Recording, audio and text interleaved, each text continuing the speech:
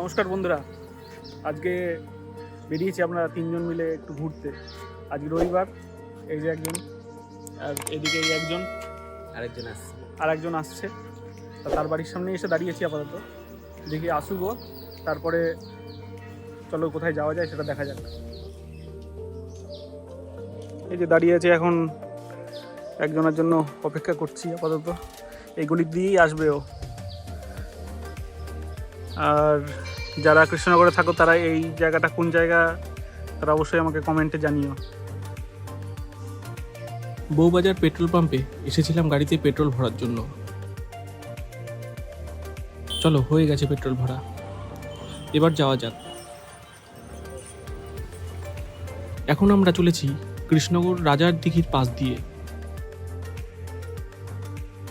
এই জায়গাটা রাজার দিঘির পার বলা হয় কারণ এই দিঘিটার পাড়েই আমাদের কৃষ্ণনগরের রাজা কৃষ্ণচন্দ্রের রাজবাড়ি রয়েছে। তা সেই সব নিয়ে আলাদা কোনো একটা ভিডিওতে দেখাবো। আমাদের কৃষ্ণনগরে কোথায় কোথায় কী কী ঐতিহ্যবাহী জায়গা রয়েছে সেটা আমি দেখাবো পরে কোনো এক সময় ভিডিওতে। তো এখন আমরা চারজন মিলে ঘুরতে বেরিয়েছি। কোন দিকে যাওয়া যায় যেতে যেতে আমি বলছি। এখন আমরা রয়েছি কৃষ্ণনগরের আর একটা মন্দির, আনন্দময়ীতলা। সেই মন্দিরের সামনে দিয়ে আমরা এখন যাচ্ছি। এটা হচ্ছে মন্দিরটা। আচ্ছা, এই রাস্তাটা হচ্ছে হাঁসখালি বগুলা রোড, সেই রাস্তা দিয়েই আমরা এখন যাচ্ছি।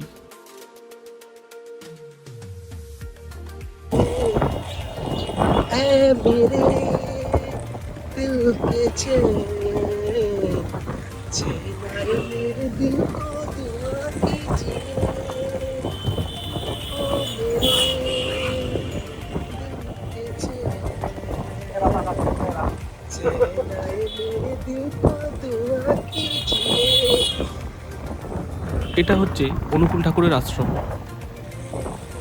এখানে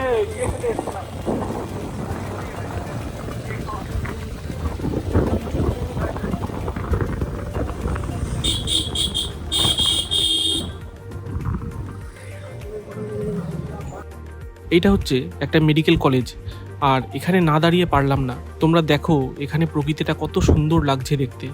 মেঘটা দেখো কত সুন্দর লাগছে দেখতে, অসাধারণ অসাধারণ, দারুণ লাগছে, দারুণ। এখন সময় বিকেল 5:30। এই জায়গাটা হচ্ছে যাত্রাপুর। এখন আমরা এখানে দাঁড়িয়ে আছি একটু চা বিস্কুট খাওয়ার জন্য।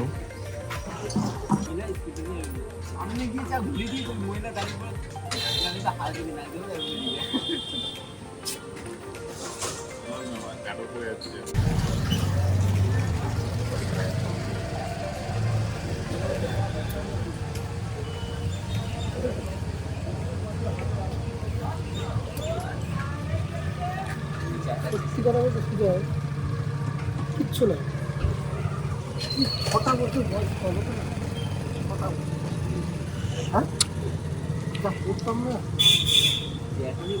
না তো অবাই চৌধুরীর মতো লোক হচ্ছে চা খেয়ে আবার বেরিয়ে পড়েছি আমাদের গন্তব্যের উদ্দেশ্যে।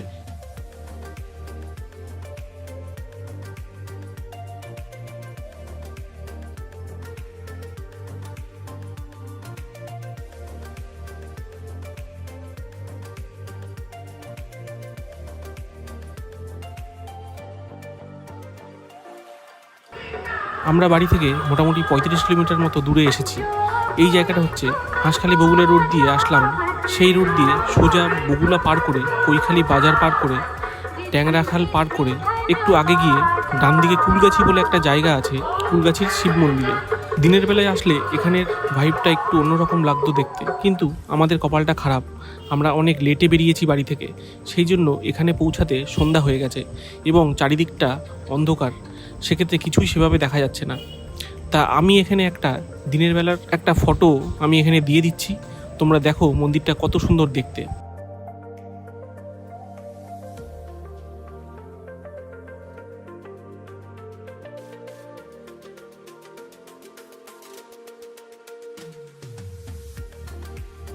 আমরা সন্ধ্যা 7টা নাগাদ এখানে পৌঁছালাম। এখানে এখন বর্তমানে আরতি চলছে।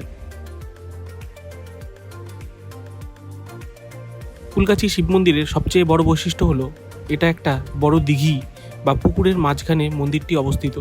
জল দিয়ে ঘেরা এই মন্দিরের সৌন্দর্য এক অপূর্ব আধ্যাত্মিক আবহাওয়া তৈরি করে। এই পুকুরের পাড় থেকে মন্দিরে পৌঁছানোর জন্য জলের ওপর দিয়ে একটা সুন্দর সেতু তৈরি করা আছে।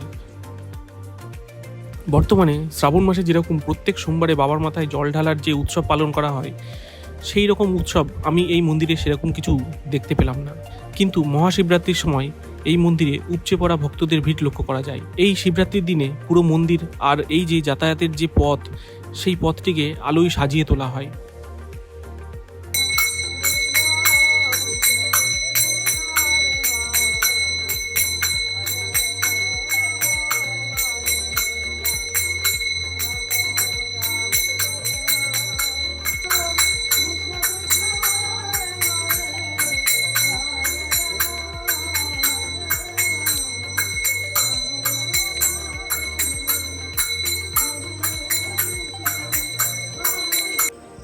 যাই হোক, মন্দিরটা দেখলাম, ভালোই লাগলো, কিন্তু অন্ধকার হয়ে গেছে, চলে এসেছি।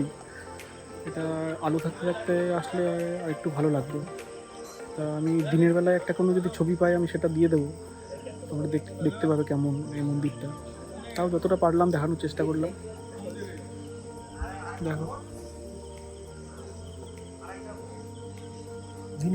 শহরের কোলাহল থেকে দূরে কিছুটা সময় একান্তে এবং গ্রাম্য পরিবেশের মাঝখানে সময় কাটানোর একটা সুন্দর জায়গা এটি। তোমরা যদি এরকম জলের ওপরে মন্দির আগে কোনো সময় দেখে থাকো, তা অবশ্যই আমাকে কমেন্ট সেকশনে বলো। চলো, আর বেশিক্ষণ এখানে থাকবো না, এবার বেরোবো বাড়ির উদ্দেশ্যে। তা আমরা বাড়ি যেই পথ দিয়ে এসেছি সেই পথ দিয়ে যাব না, আমরা যাব রানাঘাট দিয়ে, NH দিয়ে সোজা কৃষ্ণনগর যাব।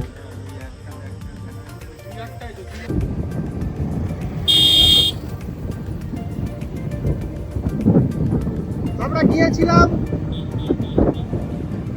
বগুলা থেকে ছাড়িয়ে, জায়গাটার নাম কি? আরে না, বগুলা থেকে ছাড়িয়ে এখানে সুন্দর দেখলাম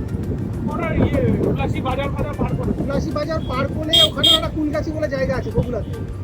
আমাদের যেমন কৃষ্ণনগরে এখানে কুলগাছি আছে, চলে দিচ্ছি, চল তোর দিই, চল দেখ রাজি পাবো না, ধরে পরে নিচে চলে যাবে এটা।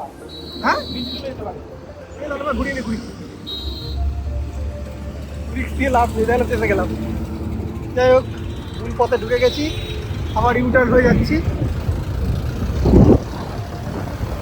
এখানে একটা পেট্রোল পাম্প দেখতেই পাচ্ছ তোমরা, জনগণ এখানে গাড়ি মোড়ের মধ্যে দাঁড়িয়ে আছে।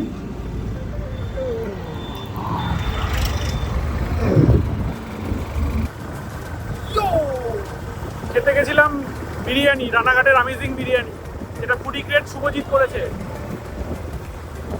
তা সেখানে বিরিয়ানি পার্সেল নেওয়া হয়েছে, একজন নিয়েছে পার্সেল।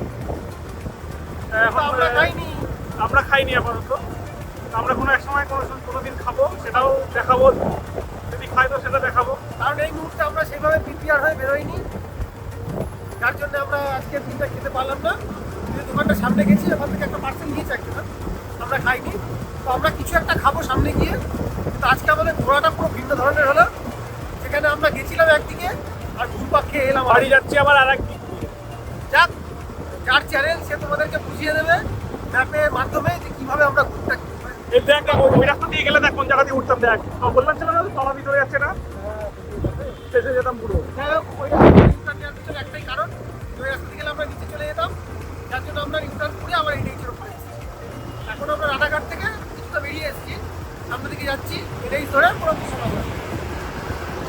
চলো রাস্তা দেখা যাবে। এখন সময় বাজে প্রায় রাত 9টা মতো। তা আমরা এখন এসেছি আপাতত একটা চপের দোকানে। এই জায়গাটা হচ্ছে শান্তিপুর। সেই বিকেলে বেরোনোর সময় চা বিস্কুট খাওয়া হয়েছিল। তা আপাতত এখন খুব খিদে পেয়েছিল বলে এখন নিলাম হচ্ছে একটা করে চিকেন পাকোড়া আর একটা করে ভেজিটেবিল চপ। চিকেন পাকোড়াটা খেতে ভালো ছিল এবং ভেজিটেবিলটাও খুব একটা খারাপ ছিল না, মোটামুটি ভালো ছিল। এর সাথে পরে আর একটা করে নিয়েছিলাম হচ্ছে স্যান্ডউইচ। স্যান্ডউইচটা আমার একটু কেমন যেন লাগলো, স্যান্ডউইচের ভেতরে যে স্টাফিংটা দেওয়া থাকে সেটা আমার একটু বাসি বাসি ব্যাপারটা লাগলো।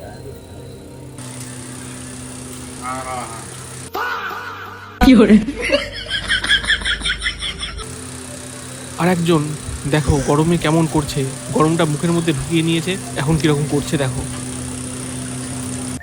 এটা হচ্ছে শান্তিপুরের রেলগেট। এরপরে আমরা আবার NH ধরবো, দিয়ে সোজা বাড়ি ফিরবো।